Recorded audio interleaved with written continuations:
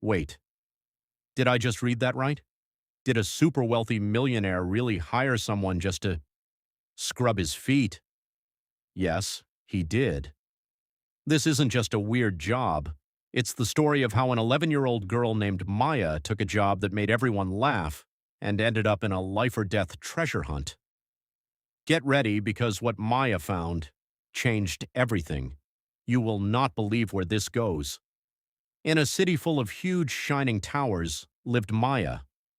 Maya's family didn't have much money, and she was always looking for ways to help her mom. She saw an ad in the newspaper: personal hygiene technician for feet, very high pay, no experience needed, must be precise. Personal hygiene technician for feet? That's just a fancy word for feet scrubber, Maya thought. But the pay was unbelievable. It was for Mr. Sterling, the most mysterious millionaire in town.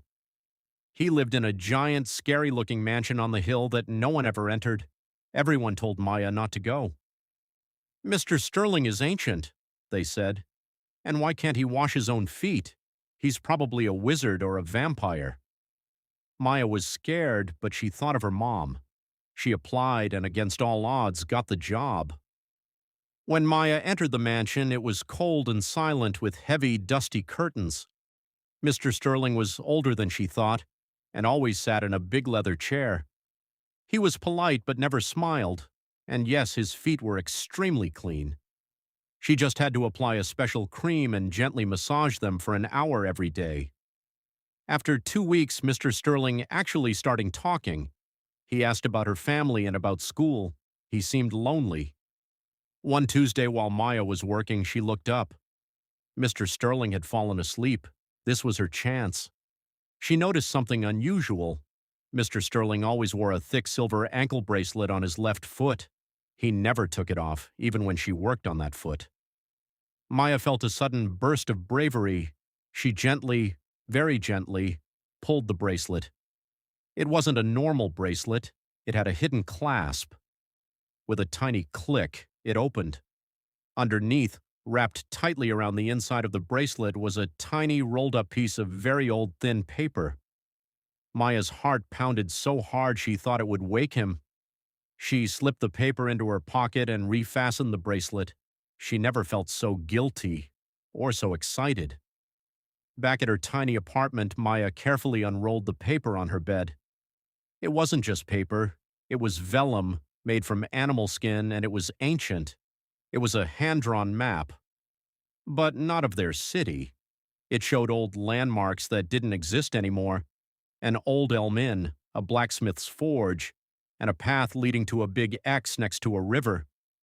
Below the map were 3 lines of text, written in code. Where the first sun hits the old bone. Take 12 paces towards the dragon's stone. Dig 3 feet where the shadow has flown.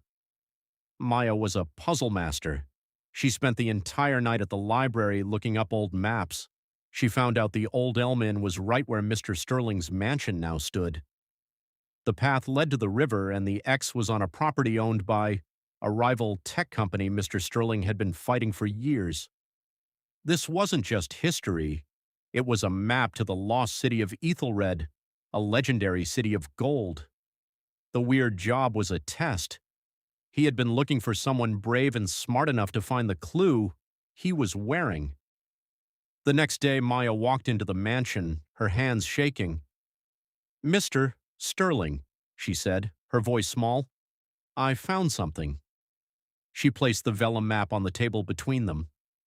Mr. Sterling looked at the map, then at Maya. For the first time, a huge, genuine smile broke across his face. "You did it," he whispered. "You are the first person to have the courage to look beyond the surface. I knew you were the right one."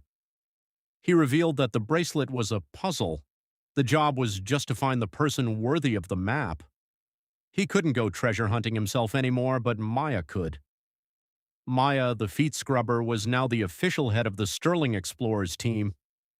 He gave her a satchel filled with adventure gear, a high-powered compass, a headlamp, and a satellite phone. Her mission? Decode the final clue and find the entrance to the lost city before the rival company does. And that's where the adventure truly begins. Maya went from the lowest job in the house to the leader of a high-tech treasure hunt. She's already decoded the first clue, and you will not believe where it's leading her next. If you want to find out what happened next and help Maya solve the rest of the puzzle to find the gold, you have to hit that like button. Subscribe for part 2 to join Maya's quest, and tell us in the comments, would you take a job as a feet scrubber if it meant a chance at a real-life treasure hunt? Thanks for watching, and stay curious. Bye-bye.